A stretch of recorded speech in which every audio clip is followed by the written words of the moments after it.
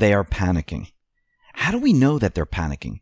Well, when they start to release comms, when we see the rioters starting to use weapons and carry weapons, and I'm not talking about water bottles with ice in it or bricks, I'm talking about AK-47s and other type of weapons. When we start to see all this, that means they are panicking, that they're desperate, they're taking it to the next level. And we are already seeing certain individuals pass some comms, which means they have another event planned. Now, before we get to that, I wanted to talk about what is happening with the FISA, with the spying, because we see those individuals who are involved in this, they are panicking right now. Lisa Page, she tweeted this out. If Congress needed this 302 for oversight, Department of Justice, FBI, could have made it available without handing it over to be leaked. If true, this could get people killed, and they don't care. No source will trust the FBI, and they don't care. They are doing generational harm, and they don't care. Now, if you notice, they always use, well, if we do something, it could get people killed. Actually, Molly Hemingway, she responded to this, and she said, this is exactly what the same people said before Nunes' memo on FISA abuse was released. The constant and repeated claim from those who promulgated the Russia collusion hoax is that if you expose FBI abuses, people will die. Convenient. Just like they blame national security. This is how you know they are desperate. And what's happening right now is the mainstream media, they're being backed into the corner because they don't like to report on this. And when they do report on it, they like to spin it. So the media, they have refused to see what should be one of the biggest stories in decades. The Obama administration targeted the campaign of the opposing party based on false evidence. And this has been proven already with all the declassification. But they don't want to report on it. Or if they are reporting on it, they're spinning it. Remember, this is what we thought was going to happen. As the information comes out, the mainstream media was going to stay away from it. And as the Patriots continually dripped it out, they were going to start to spin it. Once they can't spin it anymore, they are then backed into a corner. And this is what is happening right now. Remember, Kleinsmith, he changed an email so they could get a FISA warrant on Carter Page. All of this was created by Strzok, by Lisa Page, by Obama, by Biden, by Brennan, and the rest. And now, as more and more information comes out, you find out that the dossier, well, that was fake, phony, and false, and they used the dossier to get a lot of these warrants, and it is all falling apart. Now, what's very interesting is they went after Carter Page, and they tried to ruin Carter Page. Remember, they had to change the email because they wanted to make it look like Carter Page was dealing with the Russians. He was a Russian operative. They didn't want anyone to realize that, oh, he's working with the CIA. And if people realize that, then they would say, well, wait a minute, this doesn't make sense anymore. So this is why Kleinsmith had to step in and change the email. What's very interesting is that now we have the same attorney, Lynn Wood, who helped Nick Sandmann go after these mainstream media outlets.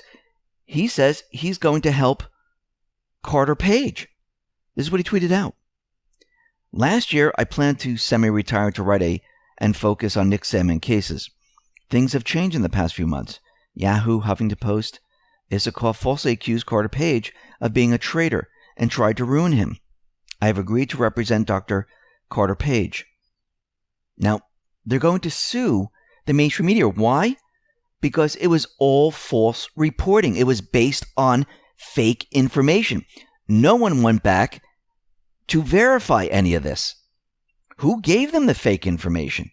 The same thing happened with Nick Sandmann, and he's winning all the cases. This is why class action lawsuits are very important. Now, Trump just did something else that the mainstream media, the deep state, they don't like, especially Big Pharma. He decided to write an executive order reducing drug prices on insulin, EpiPens, and more. This is what he tweeted out. Yesterday, I signed 4 measures that will massively reduce the price of prescription drugs. in many cases by more than 50%. Nothing like this has ever been done before because Big Pharma, with its vast power, would not let it happen. Expensive insulin went from big dollars to virtual pennies. EpiPens went from incredibly high, jacked up prices to lower than original giveaway bargains. Biggest price reduction in history by far. Nothing like this has ever for our citizens, especially our seniors. Remember, your favorite president. So what he has done right now is he put more money back in the people's pockets. Plus, it helps people get the medication they need. There was no reason for this. Just like the high cost of going to the doctor or to the hospital. And insurance doesn't help. Obamacare doesn't help because, again, who's paying for it? Well, they say, well, the people who are at the lower rung, they get subsidized. They get health insurance, but who's paying for the subsidy? Oh, right, the people. The people in the middle rung who own their own businesses, they have to pay for the insurance, and the insurance is very, very expensive. And you don't know what the cost is to go to the doctor. Why? Because it's all hidden. The hospital costs are all hidden. So what did Trump do? He's bringing it out into the open. He's bringing it from the darkness and the shadows into the light so everyone can see for themselves. And this is what his executive order says. On increasing drug importation to lower prices for American patients. One way to minimize international disparities in price is to increase the trade of prescription drugs between nations with lower prices and those with persistently higher ones. Over time, reducing trade barriers and increasing the exchange of drugs will likely result in lower prices for the country that is paying more for the drugs. Remember, it all has to do with trade. This is the other part. The executive order on lowering prices for patients by eliminating kickbacks to middlemen. This executive order eliminates the middlemen who would normally get a kickback from the drug manufacturers to health plan sponsors, pharmacies, or pharmacy benefit managers, and thus passing the savings on to patients. It is the policy of the United States that discounts offered on prescription drugs should be passed on to patients. This is the other part of the executive order. The executive order on access to affordable life-saving medications. More affordable insulin and EpiPens. Insulin is a critical and life-saving medication that approximately 8 million Americans rely on to manage diabetes. Likewise, injectable EpiPens is a life-saving medication used to stop severe allergic reactions. The price of insulin in the United States has risen dramatically over the past decade. The list price for a single vial of insulin today is often more than $250, and most patients use at least 2 vials per month. This is absolutely ridiculous. And what he's doing right now is he's cutting the prices. It puts money back into the people's pockets. It allows them to afford a lot of this medication. It takes money away from the pharmaceutical companies. Add on top of that the executive order for transparency, where people will now need to see what the care costs. This creates competition. When you have competition, people can shop around. If people are going to shop around, well, doctors' offices, hospitals, they don't want to lose business. So what normally happens in this situation? They lower prices and they give better service. And I do believe this is what we're going to see. And then we need to tackle the insurance companies because this is another problem. And I believe this is why they've gotten rid of the Obamacare mandate. And they're going to be going after Obamacare itself and then moving into something else. And we're going to be seeing something that's going to be a benefit to the entire population here in America. Not just to a small group of people, but to everyone here in the United States. Remember, politicians, they never wanted this to happen. They have lobbyists. They have the pharmaceutical companies. They have the hospital lobbyists. They have all these things where they're saying, no. We don't want this. We don't want it to be a benefit to the people. We want to make as much money as possible. Trump is doing this to the benefit of the people. This is why they hate him so much. This is why they're continually pushing back. And this is why we see the pandemic. This is why we see the riots. Because they know if he gets elected, or when he gets elected, it's game over for them. Now, what's very interesting is that the deep state, they're pushing their pandemic event, their causing fear by saying that this is spreading, the cases are going up. But as the cases go up, the death rate continually drops. The cases go up, but no one's really sick. The people just recovered, no problem. So we can look at it one or two ways here. 99.9999% of the people recover, and we really don't have a problem.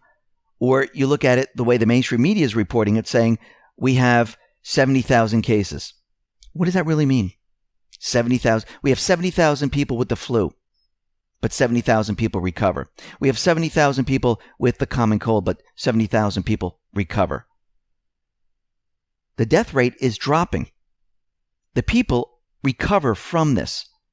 And it seems that Walmart, Home Depot, and other retailers who were mandating face masks, it seems that they're backtracking a little bit because they're seeing that people don't want to do this. They're having a problem with it.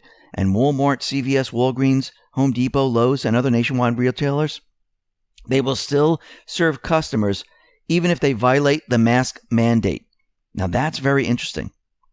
Now, what's also interesting is that in Portland and many other places, we have been seeing huge crowds of rioters. They've operated in close proximity for about 55 days straight. We've seen protesters dancing in the streets with no masks on. Remember when CNN came out with Black Lives Matter protests have not led to a spike in coronavirus cases, researchers say? So let's think about this for a second. And Trump, he normally says that this virus is a smart virus. So viruses know not to go to the protests, not to infect those people, not to infect the people that are crammed in together wearing no masks. The virus is that smart. The virus is so smart that it knows that if there's a GOP convention or any type of convention, the virus is going to infect those people. But if you go to Home Depot, if you go to Lowe's, if you go to Walmart, we know not to infect those people.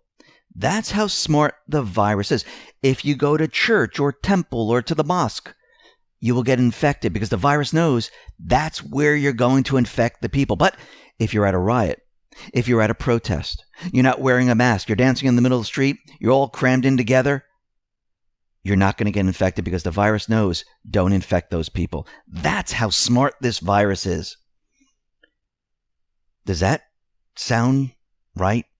Does that make sense? So nobody's buying this. What does it really mean? That there's really no danger? That we can vote in person? Let's think logically for a second. And I put this meme up today on my Twitter feed.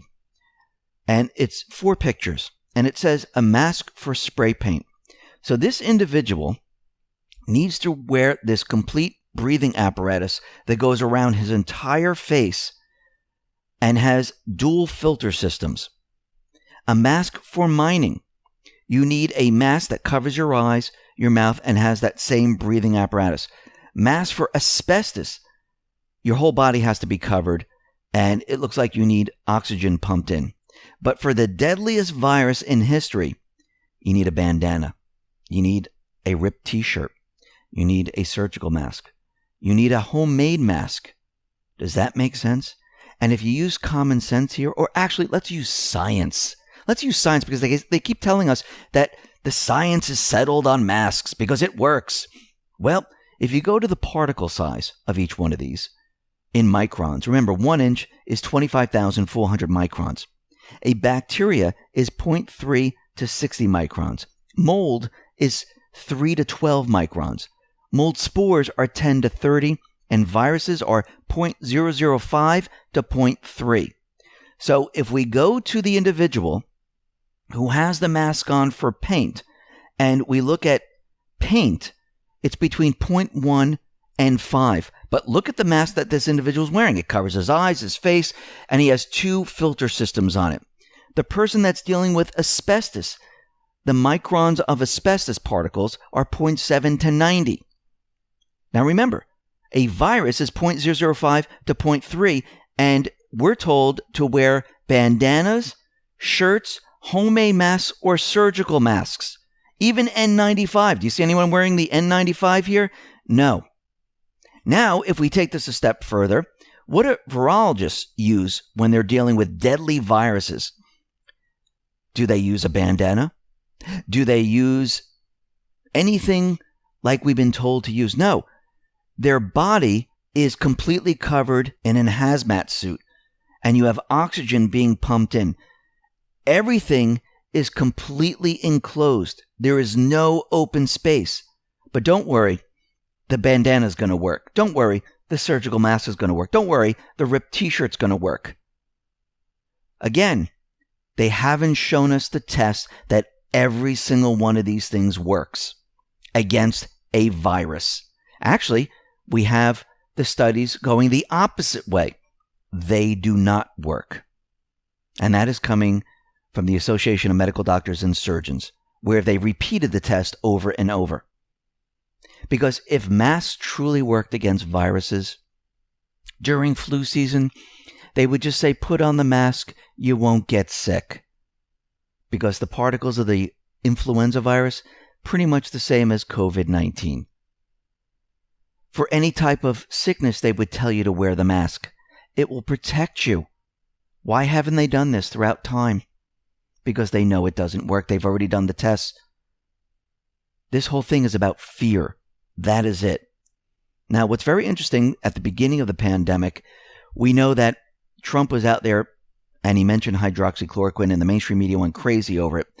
Now, over time, the truth has come out like it normally does, and it's showing that hydroxychloroquine can save lives. Everything the mainstream media was telling us, that it was going to kill you, it hurts your heart, it turns out to be fake, phony, and false. And yes, we had this Yale professor who came out and said, hydroxychloroquine, well, this can save lives. Actually, if we were using it, we would have saved a lot of lives. 10,000, 20,000, 30,000, 50,000 people. Actually, I feel like there's a class action lawsuit headed towards the mainstream media once again. Because they put out fake information scaring the public. We had governors who were purposely keeping this from the people, and people were dying. And it's funny because this article came out in Newsweek. And this is the title of it. The key to defeating COVID-19 already exists. We need to start using it. They're talking about hydroxychloroquine. And Mark Meadows is out there saying that the White House is hopeful that the new coronavirus therapies will be announced in the coming days. Wouldn't that be funny if, when everything is all said and done, the FDA approves the hydroxychloroquine drug with other drugs that go along with it, zinc and other things, and they say, well, this is the vaccine, this is the drug, and this is how we get rid of it. Everything that Trump said from the beginning might be coming true right now. Wow, the future does prove the past. And I do believe we're going to see this very soon. Let's talk about protecting yourself. Burglaries and other violent crimes are surging following unemployment due to lockdowns. With so many uncertainty, it never been more important to protect your family and your home. When it comes to ways of preventing break-ins, everyone knows the basics. Cameras, a big barking dog, and alarm system. But what a lot of people don't know is how important effective lighting is. Lights are one of the single best ways you can keep intruders away from your property. Interviews with former burglars reveal that lights are great deterrents to keep them out of your homes. That's why you should use Night Solar Lights Ultra Bright floodlights in your yard. For as low as $13.64, these ultra bright flood lights make it easy to light up all the dark spots around your house. They're completely wireless because they use solar panels to charge, and you choose whether they activate with motion detection or stay on with a click of a button. An ex-Navy SEAL was giving home invasion survival tips. Here's what he said. The burglars that want your stuff come in the day. The burglars that want you come at night. Don't put your family's lives at unnecessary risk. Order these amazing Night Solar Lights for as low as $13.64. A total savings of 52% plus free shipping at nightsolarlights.com. Now, with the other event, we know that the deep state, they are becoming very desperate. And every night what they do is they destroy different areas. Andy No tweeted this out. This is what riots do to the Portland federal courthouse every single night. And what it looks like is just trash everywhere. Everything's spray painted. It is a complete and utter disaster. And once again, who cleans this up? Who pays for the damages? Why all these people just walk away? Actually, every single person who is involved in this should have to pay for the cleanup. Period. and make them clean it up. Pay for all the store owners, pay for all the cleanup, pay for the loss of income and everything else. Because why should the taxpayers have to pay for this? They shouldn't. Now, we know that the mayor of Portland, Mayor Ted Wheeler, he was at the fence of the federal courthouse, and we had all the protesters who were starting fires and doing all these things. Well, it seems that they gave the order to remove the protective fence from the court buildings to aid the rioters in their ransacking because they couldn't get the fence down. They even came to the fence with a chainsaw to cut it down. And it seems that they've given the order to take it down. So these individuals, they want the federal buildings destroyed. They're helping the rioters. They're not protecting the everyday person. And Antifa, they are still playing dress up. The other day, we mentioned that they came out and they put their yellow shirts on pretending that they're moms. Now they're out there pretending that they're moms and they're U.S. veterans. And they're saying that moms and dads are all for this. Really? So moms and dads, veterans, they're all for destroying the community's businesses. Think about that for a second. Does that make any sense? No, it does not. Again, who pays for all of this? But why is Trump, why are the patriots allowing everyone to see this? This is about exposing all of it. Now, the deep state, they thought the riots were going to do it. They thought Trump was going to bring in the troops, march down the street with weapons, and they were going to start something. This didn't happen. So now the deep state, they're becoming desperate. They're moving to the next level. Now you're starting to see people with AK-47s. Now you're seeing people shooting at cars. Actually, there was a shooting. They were shooting at cars that went through these individuals who were blocking the road, and they shot another protester. They're taking it to the next level because they're becoming desperate. And we're going to see a lot more of this. But what's very interesting is that Jay Inslee, the governor of Washington, we've come to find out that Jay Inslee's daughter-in-law, Emily Inslee, well, she works for the Bill and Melinda Gates Foundation. They're all part of the same exact system. And Richard Grinnell tweeted this out. Get rid of Jay Inslee as fast as you can. He's blaming law enforcement officials for these riots. So now the governor is saying what you're seeing here, it's all the fault of law enforcement. No, law enforcement in there is to protect federal buildings. The rioters are causing the destruction. Remember, we have all this on video. Remember, they keep telling us that there's peaceful protesting. The mainstream media even cut away from Kayleigh's press conference because they didn't want anyone to see what the rioters were actually doing. And now they're trying to blame it on the police. Well, once again, you see all of this on video. It's all over the place. Now, we have seen people protesting. We've seen people rioting. We've seen them with and without masks, standing very close to each other. And that states, they're telling the people that we cannot attend church, we can't attend temple, we can't go to the mosque, we can't do any of these things. Now, this is completely against the First Amendment. Now, out in Nevada, the casinos are opening up and people can go out and gamble in these places as long as they wear their mask, but people cannot practice their religious freedoms. Jim Jordan tweeted this out. Justice Gorsuch destroys the liberal majority with his dissent. There is no world in which the Constitution permits Nevada to favor Caesar's Palace over Calvary Chapel. It shouldn't be this hard to defend the First Amendment. And this is what he wrote. This is a simple case. Under the governor's edict, a 10-screen multiplex may host 500 moviegoers at any one time. A casino, too, may cater to hundreds at once, with perhaps 6 people huddled at each craps table here and a similar number gathered around every roulette wheel there. Large numbers in close quarters are fine in such places, but churches, synagogues, and mosques are banned from admitting more than 50 worshippers, no matter how large the building, how distant the individuals, how many wear face masks. no matter the precautions at all. In Nevada, it seems it is better to be in entertainment than religion. Maybe that is nothing new, but the First Amendment prohibits such obvious discrimination against the exercise of religion. The world we inhabit today, with a pandemic upon us, poses unusual challenges, but there is no world in which the Constitution permits Nevada to favor Caesar's Palace over Calvary Chapel.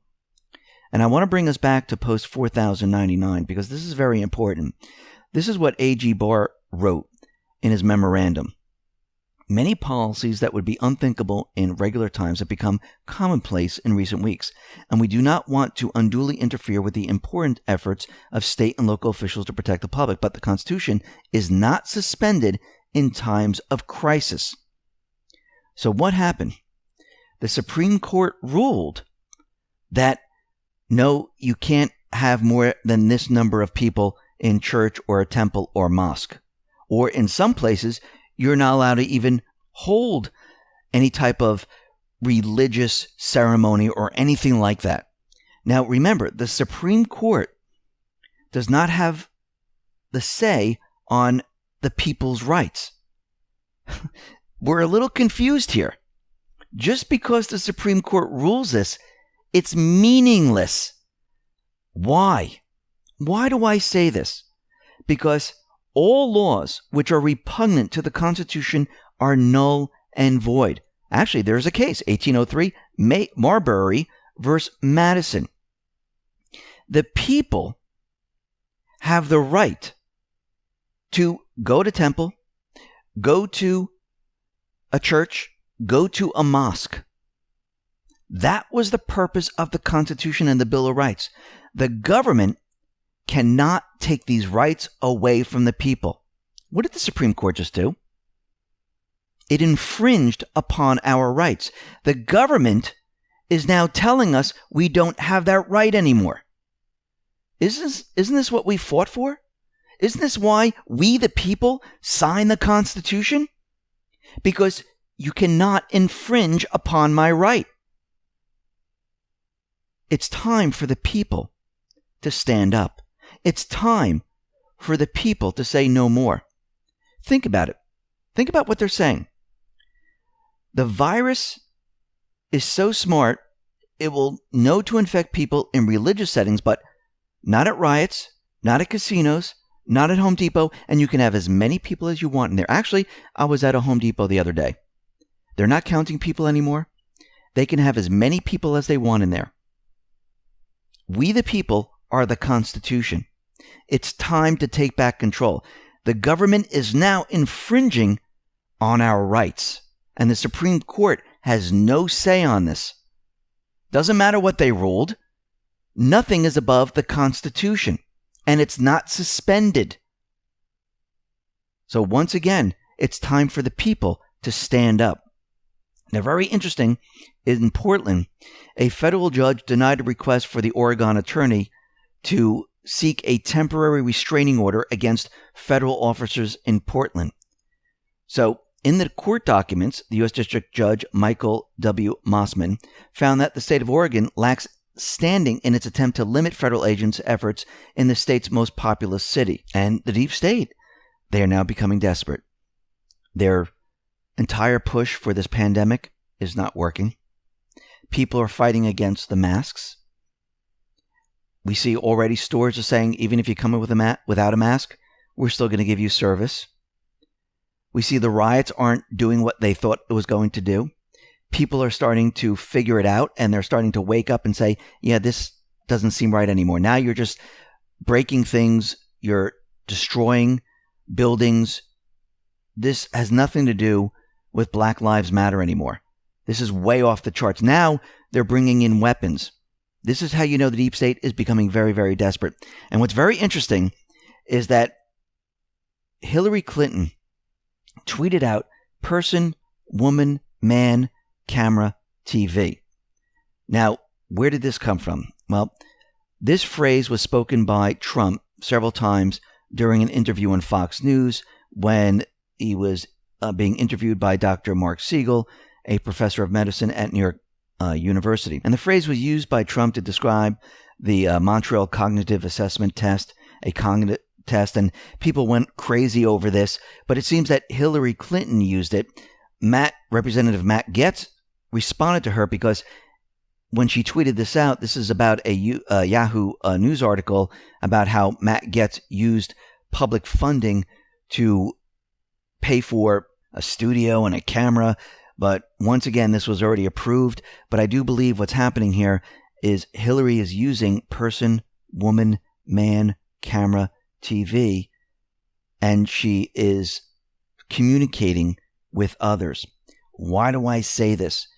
Because Eric Swalwell, he was being interviewed on Fox News, and he said something very interesting. Take a listen. Trying to find some soft spots in your team.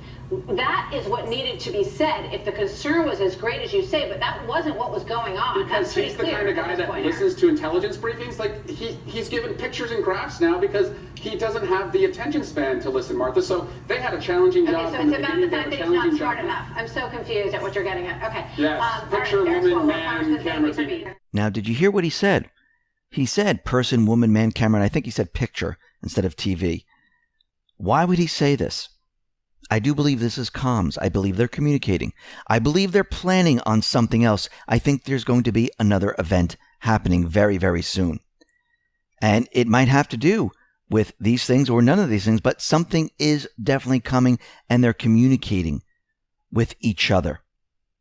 And I just want to go back to post 4093, because what we're seeing right now is that the deep state, they are desperate. The people are waking up. They're nervous. They're afraid. They realize that more and more information is being dripped out, and people are starting to wake up to the fact that something happened with the Obama administration. And in this post 4093, it's a meme of Trump pointing, sitting down, saying, in reality, they're not after me. They're after you. I'm just in the way. Below this, it says, people, an informed, free-thinking public, awake is their greatest fear. United we stand. And that's what they're trying to stop. They're trying to stop people from waking up. And that's what this is. This is the Great Awakening. And what they're going to do is they're going to push their riots, their pandemic narrative, and whatever other event they're planning on right now as hard as they possibly can. And every time they push, every time they do something like this, the patriots need to speak out. How do we do this? Well, it has already begun. People around the country are putting out their flags. Neighborhoods are starting to put out their flags. Everywhere these people go, they need to see the American flag to show that we are united. They push another event, we put out 100,000 more flags. We keep it in their face, on the cars, on your house, everywhere. So everywhere they go, all they see is the American flag. This is just the beginning. And I do believe it's going to be so in their face, they won't know what to do. And when you look around, you're going to hear the silent majority. No, we're not out there breaking windows, destroying buildings, destroying people's lives. We're out there showing them that we are the majority. And everywhere they look, everywhere they go, all they see are the patriots. All they see are the silent majority speaking up. And when everything's all said and done, as they try to turn left, they try to turn right, they try to go forward or backwards, what do they see? Flags. Everywhere they go, flags. People united, not divided. And I just want to give a special thanks to Enoch. Enoch has been helping me. Enoch has been posting a huge amount of flags. If you can go just to his timeline on Twitter, take a look at all the flags that Enoch has been posting. I just want to say thank you, Enoch, for helping me out on this. But everyone, if you have a Twitter account, no matter how big or small you are, post your flags. Continue this. Do not stop, because no matter where these people look,